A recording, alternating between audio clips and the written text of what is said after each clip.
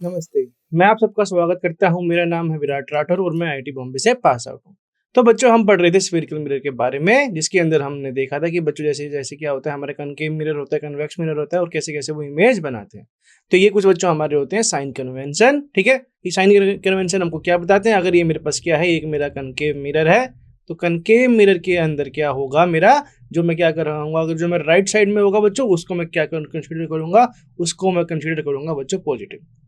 ठीक है? कि जैसे मान लीजिए कि मेरे पास क्या है, कि मेरे पास जो जैसे ये है मेरा क्या है, कनकेव मिरर है।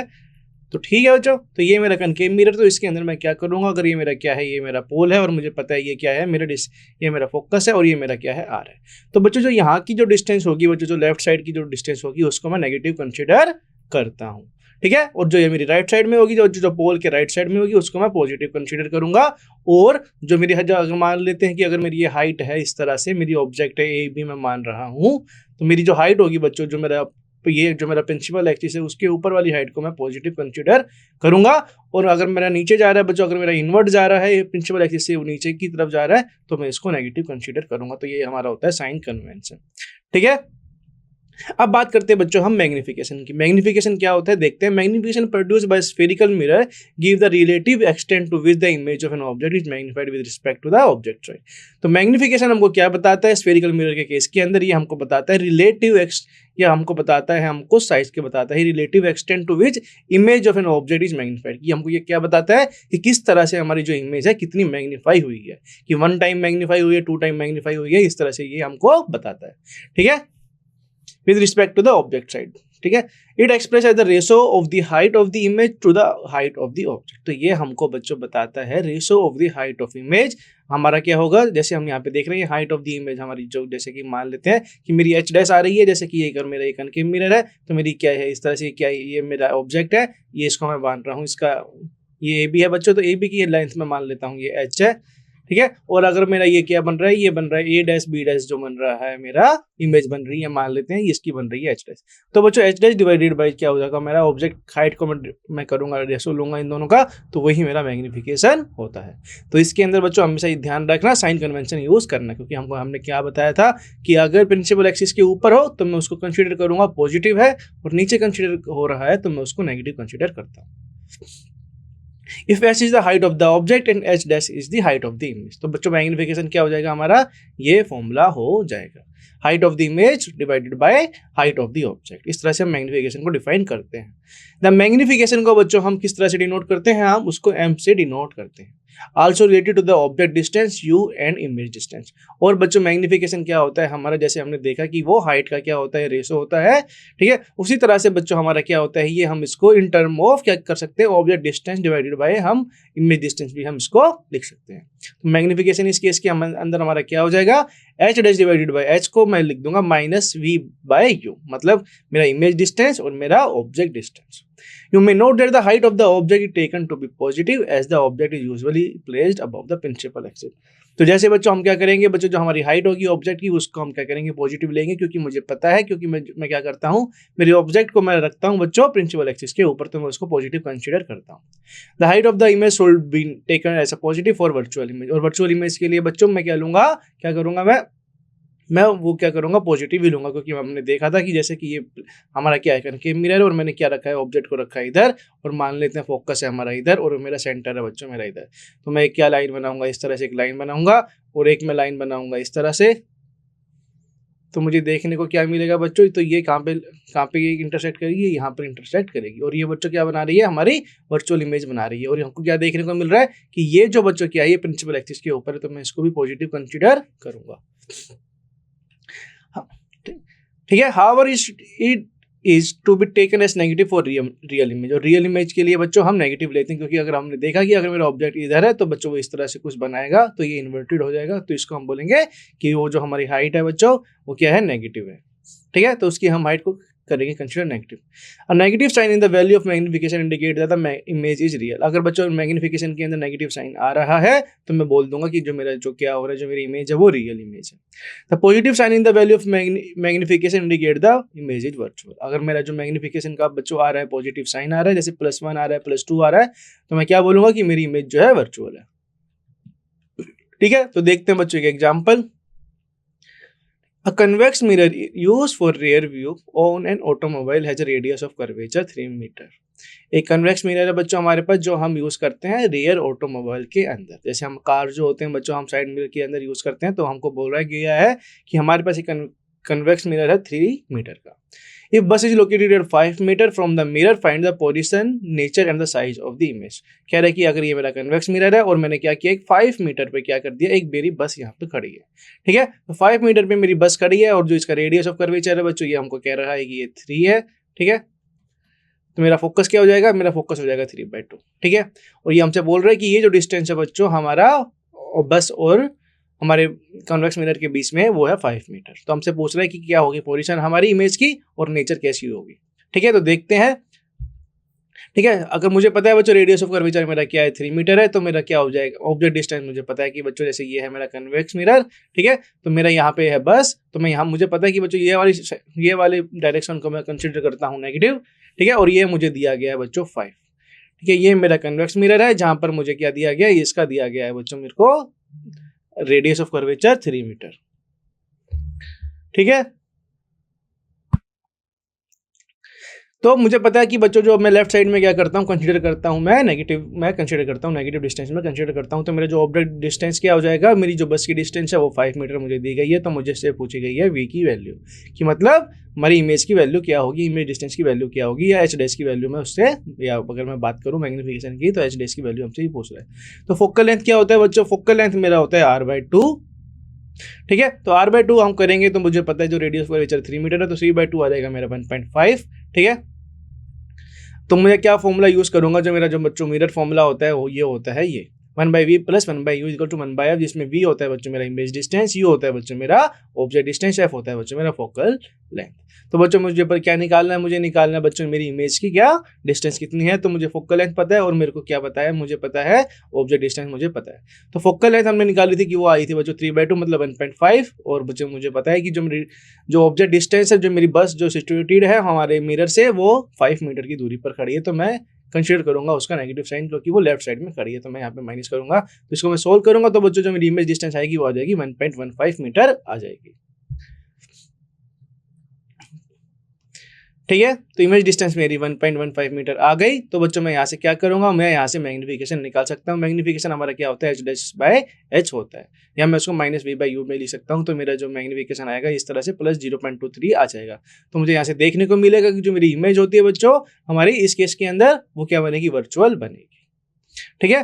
तो मेरी इमेज बन रही है वर्चुअल, स्मॉलर इन साइज। तो मैं यहाँ से देख रहा हूँ कि मेरा मैग्नीफिकेशन कम हो रहा है, तो मैं बोल सकता हूँ कि मेरा क्या है, मेरी जो इमेज है वो स्मॉल इन साइज के अंदर बनी है, ठीक है। जो तो बहुत आसान सा क्वेश्चन था। चलिए बढ़ते क्वेश्चन नंबर 2 की तरफ, ठीक है। बोल रहे हैं ऑब्जेक्ट 4 सेंटीमीटर इन साइज, कह रहे हैं कि एक ऑब्जेक्ट है बच्चों हमारे पास 4 सेंटीमीटर उसका साइज है, और उसको हमने प्लेस कर दिया 25 centimetre in front of a concave mirror, ठीक है। कनकेव मिरर के फ्रंट में हमने रख दिया है, ठीक है। ये बच्चों मेरा कनकेव मिरर है।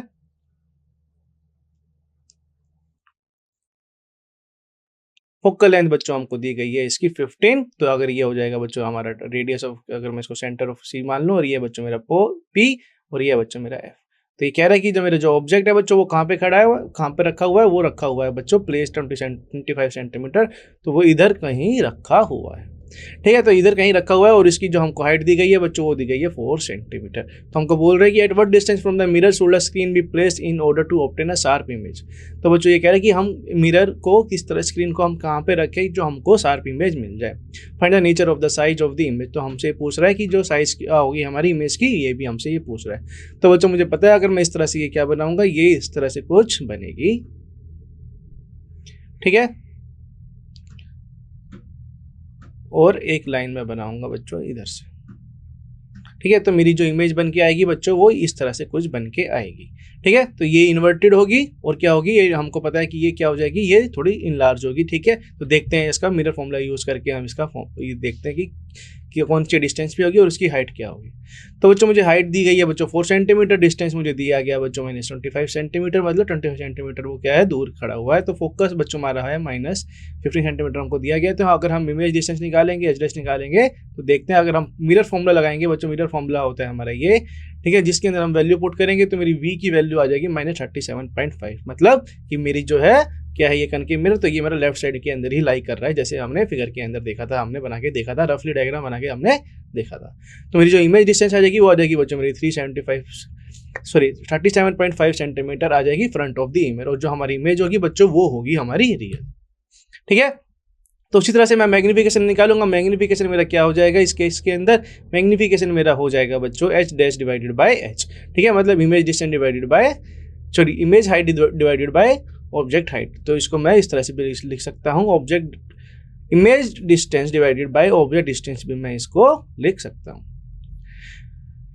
तो यहाँ से बच्चों मेरी हाइट की वैल्यू आ जाएगी, मेरी जो इमेज होगी बच्चों उसकी जो हाइट होगी मेरी यहाँ से वैल्यू आ जाएगी। तो मेरी हाइट जो आ रही है बच्चों वो आ रही है मेरी -6.0 सेंटीमीटर मेरी आ रही है। ठीक है, और ये माइनस हमको क्या बता रहा है, ये माइनस हमको बता रहा है कि ये जो हमारी इमेज होगी वो होगी क्या, वो होगी हमारी रियल और इन्वर्टेड होगी, और वो होगी हमारी साइज में ज़्यादा, क्योंकि मैं देख रहा हूँ कि मेरी ये साइज में ज़्यादा है। ठीक है बच्चों, तो क्योंकि मेरा जो ऑब्जेक्ट था बच्चों वो था 4 सेंटीमीटर का, और जो मेरी हाइट आ रही है वो 6 सेंटीमीटर की आ रही है, तो मैं बोल सकता हूँ कि मेरी जो है बच्चों इमेज वो आ रही है ज़्यादा। चलिए बढ़ते हैं आगे, देखते हैं क्वेश्चन। बोलो find the focal length of a convex mirror whose radius of curvature 32 centimetre. तो मुझे पता है बच्चों इसका क्या होगा, 32 डिवाइडेड बाई 2 16 सेंटीमीटर मेरा ये आ जाएगा। Concave mirror produce 3 times magnified enlarged real image of an object placed 10 centimeter in front of it, where the image located. कह रहा है कि कनकेव मिरर बच्चों क्या करता है, 3 टाइम्स क्या करता है, मैग्नीफाई करता है। मतलब अगर मेरी क्या करे 3 टाइम्स मैग्नीफाई करता है, तो मतलब m की वैल्यू क्या है हमारी 3 है। m की वैल्यू 3 है, तो बच्चों मुझे क्या पता है, ये पता है मुझे h dash divided by h जो होगी मेरी h dash divided by h की वैल्यू मुझे पता है। ठीक है, तो मतलब मेरे को -v डिवाइडेड बाई u की वैल्यू भी मुझे पता है। ठीक है, क्योंकि हमने देखा था कि हम इसको इस तरह से लिख सकते हैं। तो इस तरह से मैं इसको लिखूंगा बच्चों, तो मेरे पास क्या है बच्चों, मेरे पास क्या है, मेरे पास है ऑब्जेक्ट डिस्टेंस मेरे पास है, तो मैं यहाँ से v की वैल्यू निकाल लूंगा, और मैं क्या करूंगा, मैं बता सकता हूँ कि मेरी जो मैं कि v की वैल्यू निकाल लूंगा, और मेरे को v की वैल्यू ही चाहिए। ठीक है, इमेज डिस्टेंस हम भी है पूछ रहा है। तो बच्चों मैग्निफिकेशन का फॉर्मूला क्या होता है, वो होता है हमारा height of the image divided by height of the object, मतलब माइनस इमेज डिस्टेंस अब वो अपॉन ऑब्जेक्ट डिस्टेंस भी मैं इसको बोल सकता हूँ। तो m हो जाएगा मेरा h1 divided by h note minus v by u। ठीक है, h नोट बच्चों कह रहा है कि h के बराबर है। ठीक है, तो h1 है बच्चों मेरे -3h, क्योंकि ये हमको बोल रहा है कि जो मेरी है जो इमेज है बच्चों 3 टाइम्स क्या हो गई, मैग्नीफाई हो गई है, इनलार्ज हो गई है। तो इसके अंदर मैं पुट करूंगा बच्चों, तो मेरी वैल्यू आएगी v by u is two 3। तो और मुझे क्या पता है बच्चों, मुझे ऑब्जेक्ट डिस्टेंस मुझे पता क्या है, वो है बच्चों मेरा 10 सेंटीमीटर। ठीक है, और तो मेरी वैल्यू जो आएगी मेरी v की, मतलब जो इमेज डिस्टेंस की वैल्यू आएगी वो मेरी -30 सेंटीमीटर आ जाएगी। ठीक है, here the negative sign indicate the inverted image. और बच्चों जो ये नेगेटिव साइन आ रहा है बच्चों, ये हमको क्या बताएगा कि ये इन्वर्टेड इमेज है। ठीक है, कनकेव मिरर से इन्वर्टेड इमेज है, तो हमने इमेज डिस्टेंस हमने ये निकाल लिया इस तरह से। Light seems to be travel along the straight line path in transparent medium. कह रहा है कि जो लाइट होती है बच्चों वो क्या करती है, स्ट्रेट लाइन में जाती है जब कोई हो ट्रांसपेरेंट मीडियम हो। ठीक है, कोई अगर इसके अंदर कोई मीडियम नहीं है बच्चों, तो ये जो हमारी लाइट होगी बच्चों वो स्ट्रेट लाइन के अंदर ही वो फॉलो करेगी। What happen when the light enter from one transparent medium to another? कह रहा है कि अगर बच्चों लाइट हमारी क्या होगी, एक ट्रांसपेरेंट मीडियम से दूसरे मीडियम के अंदर जाए, मतलब एक मीडियम से दूसरे मीडियम के अंदर जाए, तो वो कैसे चेंज करेगी, क्या उसकी जो होगी पाथ होगा, जो उसका जो वो जो ट्रेवल कर रही है हमारी जो लाइन जो हमारी लाइट जो ट्रेवल कर रही है, क्या वो स्ट्रेट होगी, क्या वो मतलब बेंट हो जाएगी, तो इसके बारे में हम बात करते हैं। Does it still moving along the straight line path or change the direction? We shall recall some of our day-to-day experience. You might have observed that the bottom of the tank or a pond containing water appear to be raised. तो बच्चों हमने क्या देखा होगा, जैसे तुम aquarium देखते हो, या अगर तुमने क्या किया एक बाल्टी के अंदर क्या किया पानी भरा, तो उसके अंदर तुम चीज़ें देख रहे हो, तो हमको क्या देखने को मिलता है कि जो चीज़ जो हमारा सरफेस होता है वो हमको काफ़ी ज़्यादा नज़दीक हमको दिखता है, कि जो हमको ऐसा लगता है कि जो मेरा सरफेस है बच्चों वो क्या हो गया, वो थोड़ा सा ऊपर की तरफ हो गया। ठीक है, सिमिलरली मैंने thick glass slab is place, कह रहा है कि इसी तरह से अगर मैं एक थिक ग्लास स्लैब मेरी अगर ये ग्लास स्लैब है, अगर मैं इसको इस तरह से पुट कर दूं, is place over printed matter the letter appear raised when viewed through a glass slab.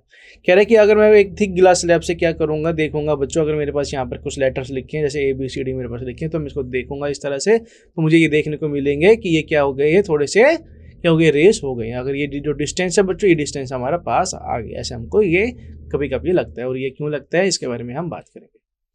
Y does it happen, ऐसा क्यों होता है? Have you seen a pencil partially immerse in water in a glass tumbler, it appear to be displace at the interface of air and water. अगर मान लीजिए कि बच्चों अगर मेरे पास ये क्या है, ये गिलास बीकर है और तुम इसके अंदर क्या करोगे, एक पेंसिल रख दोगे बच्चों, ठीक है, और इसके अंदर पानी भर दोगे, तो हमको ये कुछ इस तरह से देखने को मिलेगा कि जो इसका जो क्या होता है, इसका डायरेक्शन चेंज हो जाता है। हमको लगता है कि जो हमारी पेंसिल है स्ट्रेट ना होकर कुछ बेंट हो रही है। You might have observed that the lemon kept in water in glass tumbler appeared to be bigger than its actual size. When viewed from the side, you can account for such experience. बच्चों अगर तुम क्या करोगे, glass beaker के अंदर, ठीक है, क्या करोगे, इसके अंदर तुम लेमन रख दोगे, नींबू रख दोगे, तो हमको क्या देखने को मिलेगा, ये काफ़ी ज़्यादा बड़े हो गए हैं। ये हमको देखने को मिलता है, ये एक्सपीरियंस हमको देखने को मिलता है डेली लाइफ के अंदर। Let us consider the case of apparent displacement of pencil partially immersed in water.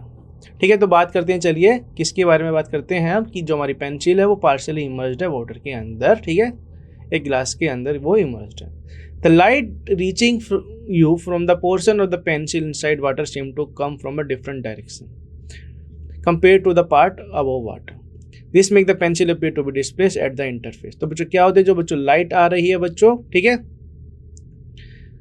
जो बच्चों जो हमारे जो पोर्शन है बच्चों, जो इनसाइड है बच्चों, क्या कर रहे हैं, वो क्या होगा, हमारा जो होगा, जो लाइट आएगी बच्चों, वो डिफरेंट क्या होगी, डायरेक्शन के अंदर चली जाएगी। जैसे कि ऊपर के केस के अंदर हम देखेंगे क्या होता है कि बच्चों अगर ये मेरा क्या है, जैसे ये मेरा वाटर फील है, तो इसके अंदर से हमको इस तरह से देखने को मिलता है कि ये मेरी पेंसिल है और ये इस तरह से क्या हो जाती है, इस तरह से ये बेंट हो जाती है, ठीक है। एक्चुअल में बेंड नहीं होती है, बस ये वाटर के अंदर हमको ऐसा दिखता है। जैसे मेरी लाइट आएगी बच्चों, वो क्या होती है, वो इस तरह से क्या हो जाएगी, थोड़ी सी बेंट हो जाती है। This make the pencil appear to be displace, और इस तरह से हमको क्या देखने को मिलता है, हमको देखने को मिलता है कि जो हमारी पेंसिल है वो डिस्प्लेस हो गई है, उसके इंटरफेस से डिस्प्लेस हो गई है। For similar reason the letter appear to be raised when seen through a glass placed over it. और इसी तरह से जैसे कि बच्चों हम लेटर्स देखते हैं, ठीक है, ग्लास स्लैब के ओवर हम देखते हैं, तो हमको देखने को मिलता है कि क्या हो गया, हमारे लेटर जो है रेस हो गए हैं ऊपर की तरफ। Does a pencil appear to be displaced to the same extent if instead of water we use liquid like kerosene or टर्पंटाइन? ठीक है, तो बच्चों उसी तरह से जैसे कि हमने देखा कि वाटर के केस के अंदर क्या ऐसा होगा, केरोसिन के अंदर, जैसे कि अगर मैं दूसरा मीडियम ले लूँ, अगर मैंने बीकर के अंदर मैं केरोसिन डाल दूँ या टर्पंटाइन ऑयल डाल दूँ, तो क्या उसी तरह से क्या होगा, हमारा सेम आएगा। Will the letter appear to raise the same height, क्या हमारी जो लेटर्स होंगे क्या वो सेम दिखेंगे। If you replace a glass slab with transparent plastic slab, और अगर मैं क्या करूँगा, ग्लास स्लैब को मैं ट्रांसपेरेंट प्लास्टिक स्लैब से क्या कर दूंगा, रिप्लेस कर दूंगा, you will find that the extent of effect is different for different pair of medium. तो हमको क्या देखने को मिलेगा बच्चों, हमको देखने को मिलेगा अलग अलग डिफरेंट क्या मिलेंगे, हमको चीज़ें देखने को मिलेगी। किसी किसी के अंदर क्या होगा, किसी किसी के अंदर जो हमारा जो हमारा वो हो रहा है बच्चों, जो हमारा इंटरफेस चेंज हो रहा है, वो किसी किसी में ज़्यादा होगा और किसी किसी में कम होगा। जो हमारी पेंसिल होगी हमको लगेगा कि वो चेंज हो रही है, उसकी जो है लेंथ जो है चेंज हो रही है, कभी कभी वो रेस ऊपर ज़्यादा दिखेगी, कभी कभी वो कम दिखेगी, ठीक है, पर वो दिखेगी जरूर। You will find the extent of effect is different for different pair of medium. तो बच्चों ये हर मीडियम के लिए क्या होता है, अलग अलग होता है, ठीक है। तो अगर मान लेते हैं कि हमने वाटर लिया, तो जैसे कि ये बेंड हो रही है इस तरह से, और दूसरे के केस में क्या होगी, दूसरे के केस में ये काफ़ी ज़्यादा बेंड हो सकती है, ठीक है। उसी तरह से बच्चों अगर मेरे पास तीसरा कोई केस है, तो ये इस तरह से बेंड हो सकती है। अलग अलग ये हमारे देखने को, हमको इंटरफेस देखने को हमको मिलेंगे, ठीक है। वो डिपेंड करते हैं बच्चों मीडियम के ऊपर, वो उसके ऊपर डिपेंड करते हैं, हमारे मटेरियल के ऊपर डिपेंड करते हैं। It appeared that when traveling obliquely from one medium to another medium, direction of propagation of light in the second medium change। तो ये कह रहा है कि अगर हम क्या करेंगे obliquely, मतलब हम कुछ तिरछी तरह से जाएंगे, जैसे ये मेरा वाटर है और मैं क्या करूँगा, इस तरह से आऊँगा, ठीक है, तो ये क्या करेगा, कुछ ना कुछ क्या कर देगा, ये हमारा जो है पाथ जो चेंज हो जाता है, ठीक है। It appeared that the traveling obliquely from one medium to the direction of propagation of light in the second medium change। तो बच्चों जो सेकंड मीडियम के अंदर क्या होता है, हमारा डायरेक्शन जो होता है थोड़ा सा चेंज हो जाता है लाइट का, ठीक है। तो यही फिनोमेना को बच्चों हम क्या कहते हैं, रिफ्लेक्शन ऑफ लाइट भी हम इसको कहते हैं। रिफ्लेक्शन के अंदर हम क्या देखते हैं कि रिफ्लेक्शन के अंदर हम क्या देखते हैं कि हमारी जो लाइट होती है टोटली क्या होती है, रिफ्लेक्ट हो जाती है। इसके अंदर हम जो हमारा एंगल आई होता है, एंगल आर होता है, वो होता है बच्चों हमारा सेम, और जो मेरा नॉर्मल होता है और मेरा जो इंसिडेंट रे होता है और मेरा जो क्या होता है रिफ्लेक्टेड रे होता है, वो एक ही नॉर्मल के अंदर लाइक आता है।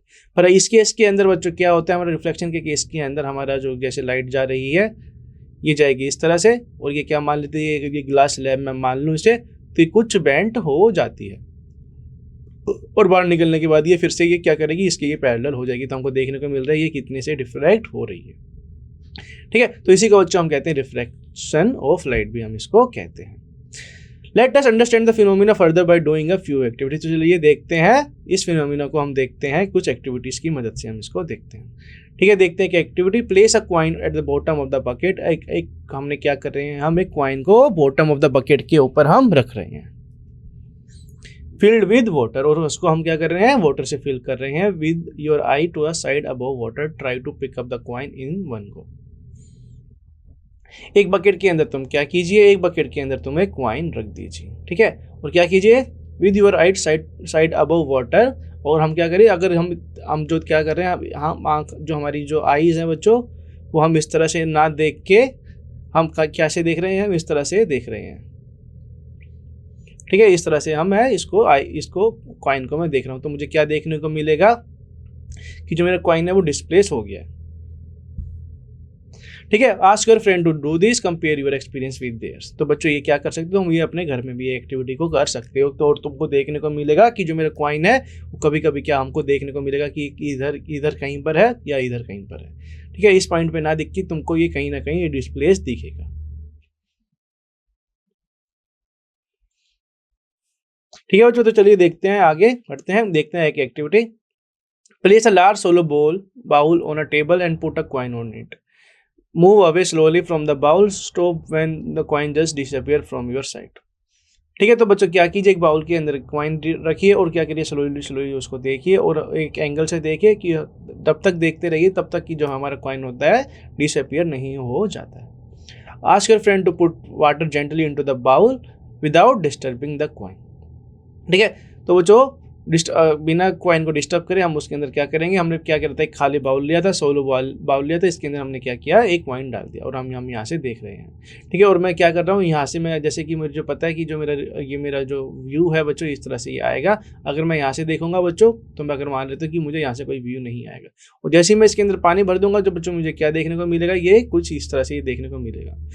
Keep looking for the coin of the position, does the coin become visible again for your position, how could this happen. तो जैसे बच्चों तुम पानी भरोगे इसके अंदर तो क्या हो जाएगा, जैसे वाटर भरोगे तो हमको ये देखने को मिल जाता है। तो ये कुछ बच्चों रिफ्लेक्शन की प्रॉपर्टीज होती है कि ठीक है, तो जो हमारा जो होता है, जो हमारा कॉइन होगा वो डिस्प्लेस हो जाएगा, उसकी लोकेशन जैसे कि क्या होगा, हम यहाँ से इसको थोड़ा पानी इसके अंदर हम डालेंगे। The coin become visible again on pouring water into the bowl. The coin appears slightly raised above this actual position due to the reflection of light. तो बच्चों ये क्या होता है, हमारा कॉइन जो होगा हमारा विजिबल होने लग जाएगा जैसे ही मैं क्या करूँगा, पोर करूँगा वाटर बाउल के अंदर। The coin will appear slightly raised above the actual position। जो बच्चों हमको क्या देखने को मिलेगा, हमको देखने को मिलेगा कि जो मेरा कॉइन है वो क्या हो रहा है, वो रेस हो जाएगा उसके एक्चुअल पोजिशन से। ठीक है, और ये होता है बच्चों हमारा रिफ्लेक्शन ऑफ लाइट की वजह से ये हमारा होता है। ठीक है, एक और एक्टिविटी देखते हैं। Draw thick straight line in an ink. कह रहे कि एक थिक स्ट्रेट लाइन को बनाइए एक इंक से over a sheet of white paper placed on a table, और उसको मतलब व्हाइट पेपर पे बनाइए और उसको प्लेस कर दीजिए टेबल के ऊपर। Place a glass slab over the line in such a way that one of these edge make an angle with line।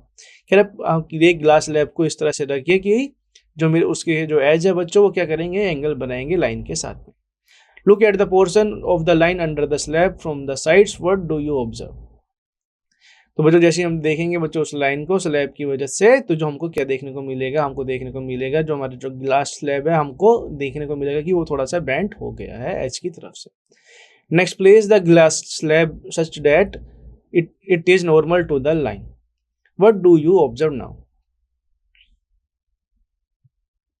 और इस तरह से बच्चों अगर हम ग्लास स्लैब को नॉर्मल की तरफ से देखेंगे तो हमको क्या देखने को मिलेगा, हमको वो देखने को मिलेगा जैसे कि अगर तुम इस तरह से करिए, मेरे पास ये ग्लास स्लैब है, अगर तुम बच्चों हम इस तरह से देखोगे कोई पार्टिकल को या कोई भी ऑब्जेक्ट है तो तुमको सीधा दिख जाएगा, ना तो उसका कोई डिस्प्लेसमेंट होगा ना ही कुछ होगा। पर मान लीजिए कि अगर तुम कैसे देख रहे हो, अगर तुम इस तरह से देख रहे हो तो हमारा जो क्या होगा, हमारा ये कुछ डिफ्लेक्ट हो जाएगा और हमको इस तरह से ये देखने को मिलेगा। इसकी एक्चुअल पोजीशन जो होगी, अगर ये मान लीजिए एक्चुअल पोजीशन, तो इसको यहाँ पर ये देखने को ये हमको मिलेगा। ठीक है, इस तरह से ये काम करता है। रिफ्लेक्शन, अब बात करते हैं बच्चों हम reflection through a rectangular slab की हम बात करते हैं। To understand the phenomena of reflection of light through a glass slab, let's do an activity. तो चलिए बच्चों इसको भी हम एक एक्टिविटी की मदद से इसको देखते हैं।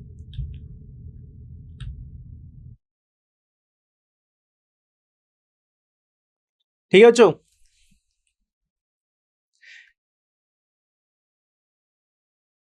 तो बच्चों ये है हमारी एक्टिविटी, हम क्या कर रहे हैं इसके अंदर। ये बच्चों मेरा ग्लास लैब है ABCD, जिसके अंदर से मैं क्या कर रहा हूँ, मेरी जो इंसिडेंट रे आ रही है वो है ये, ठीक है। एक मेरी मीडियम से आ रही है इंसीड, ठीक है। तो मेरी लाइट हमारी आ रही है इस तरह से, और मुझको देखने को मिल रहा है कि ये बच्चों क्या हो रही है, ये इसका एक्चुअल पाथ था, पर ये हमको क्या देखने को मिल रहा है कि ये जो है बच्चों हमारी एक्चुअल पाथ से क्या हो गई है, ये डिफ्लेक्ट हो गई है, ठीक है। तो हमको देखने को मिल रहा है ये, मतलब अगर मैं क्या करूंगा, एक नॉर्मल बनाऊंगा, अगर ये मेरा एंगल आई है, अगर ये मेरा एंगल आर है, तो बच्चों ये मेरे को देखने को मिल रहा है जो मेरी जो लाइन है ये थोड़ी सी बेंट हो गई है नॉर्मल की टुवर्ड्स, ठीक है। फिर यह sheet of white paper on drawing a board using a pens, और बच्चों क्या कीजिए, एक व्हाइट पेपर को बनाइए बच्चों drawing using a drawing pens, और बच्चों उसके अंदर क्या कीजिए, पिंस हम अटैच कर देंगे। Place a rectangular glass slab over the sheet in the middle. Draw the outline of the slab with a pencil. Let us name the outline ABCD. Take 4 identical pins. तो बच्चों इसके अंदर हमको pin use करनी है, जैसे कि हम क्या करेंगे, ये हमने एक पिन यूज की, एक ये हमारी पिन है, और ये है बच्चों हमारी दूसरी पिन, और ये है बच्चों क्या है, मेरी तीसरी पिन है, और ये बच्चों मेरी क्या है, चौथी पिन। और बच्चों मैं यहाँ पे क्या कर रहा हूँ, मैं यहाँ से देख रहा हूँ। पहले तो मैंने क्या किया, ग्लास स्लैब को नहीं रखा हुआ था, और फिर जैसे ही मैं क्या कर रहा हूँ, जैसे ही मैंने इसको फिक्स कर दिया पिन को, और मैं देख रहा हूँ यहाँ से, ठीक है, यहाँ से मैं इसको देख रहा हूँ। तो मुझे क्या देखने को मिलेगा, जब मेरा ग्लास स्लैब नहीं है प्रेजेंट, तो मुझे देखने को मिलेगा कि ये पूरा एक स्ट्रेट लाइन के अंदर है। पर जैसे ही मैं क्या करूंगा बच्चों, ठीक है, तो मुझे क्या देखने को मिल रहा है कि बच्चों जो मेरी पिन है बच्चों, ये क्या है, स्ट्रेट लाइन है, इस तरह से ये आ रहा है, ठीक है। तो मुझे देखने को मिल रहा है जो मेरी, जैसे ही मैं इसको ग्लास स्लैब के अंदर इंट्रोड्यूस करूंगा, तो मुझे देखने को मिलेगा जो मेरी पिन होगी वो डिस्टर्ब हो जाएगी, और जो इसका जो एक्चुअल पाथ होगा पहले का जो होगा वो थोड़ा सा डिस्प्लेस हो जाएगा, ठीक है। हमको ये जो पिन होगी हमको एक स्ट्रेट लाइन में ना, हमको स्ट्रेट लाइन में नहीं दिखेगी, ठीक है। फिक्स्ड 2 पिन से E एंड F, और बच्चों क्या कीजिए, E और F जो हमारी पिन है उसको फिक्स कर दिया vertically such that the line joining the point is inclined to the edge AP, ठीक है। Look at the image of the pins E and F through the opposite edge, fix the two other pins say G and S such that the pins and the images of E and F lie in a straight line, remove the pin on the slab, join the position of tip of the pin E and F, introduce the line AP। तो बच्चों यही हमारा एक experiment, जिसके अंदर हम ये देख सकते हैं कि जो हमारा जो है बेंट हो रहा है इस तरह से, कि हमने क्या किया, ये हमारी पिन थी, ये बच्चों हम इस एक्सपेरिमेंट से हम देख सकते हैं कि हमारा जो होता है ये, अगर मेरा क्या होगा, अगर मेरा रिफ्लेक्शन होगा एक मीडियम के थ्रू, तो मेरा क्या होता है, जो मेरी लाइट थोड़ी सी चेंज हो जाती है, इसका डिफ्लेक्शन हो जाता है, ठीक है। तो मुझे जैसे अगर मेरा पार्टिकल है ये, अगर मैं, ये मेरी पिन है और ये भी मेरी एक पिन है बच्चों, और मैं क्या कर रहा हूँ, और मेरी ये, अगर ये मैंने यहाँ पे एक पिन मान ली, और बच्चों मैंने क्या किया, पहले तो मैंने क्या किया था, पहले मैंने इसको प्रेजेंट नहीं किया था, तो मेरे को जो ये स्ट्रेट लाइन में दिख रहा है ये, और जैसे ही मैं क्या करूंगा, मैं जैसे ही मैं इंट्रोड्यूस कर दूंगा इसके अंदर क्या, मेरा ग्लास स्लैब को मैं इसके अंदर मैं पुट कर दूंगा, इन दोनों चारों पिन के बीच के मैं पुट कर दूंगा, तो मुझे देखने को मिलेगा कि जो मेरी, अगर मैं फिर से यहाँ से देखूंगा तो मुझे देखने को मिलेगा ये जो मेरी दो दो पिन है बच्चों, ये स्ट्रेट लाइन में ना के ये मेरे को इस तरह से ये दिखेंगे, ये मेरे को इस डायरेक्शन के अंदर नहीं दिखेंगे, ठीक है। तो ये हमारा रिफ्लेक्शन ऑफ द लाइट होता है, ये हमारी एक्टिविटी, तुम इसको घर पे भी यूज कर सकते हो ग्लास स्लैब की मदद से। Refraction of light through a rectangular glass slab media, try and find out, ठीक है। तो क्या कर सकते हैं, रेक्टेंगुलर ग्लास स्लैब से हम क्या देख सकते हैं, और हम देख सकते हैं कि हमारा रिफ्रैक्शन हो रहा है कि नहीं हो रहा। Now you are familiar with the refraction of light, तो बच्चों हमको पता लग गया कि रिफ्रैक्शन ऑफ द लाइट क्या होता है, ठीक है। तो चलिए बच्चों आज के लिए इतना ही, हम मिलते हैं नेक्स्ट लेक्चर में। Thank you very much.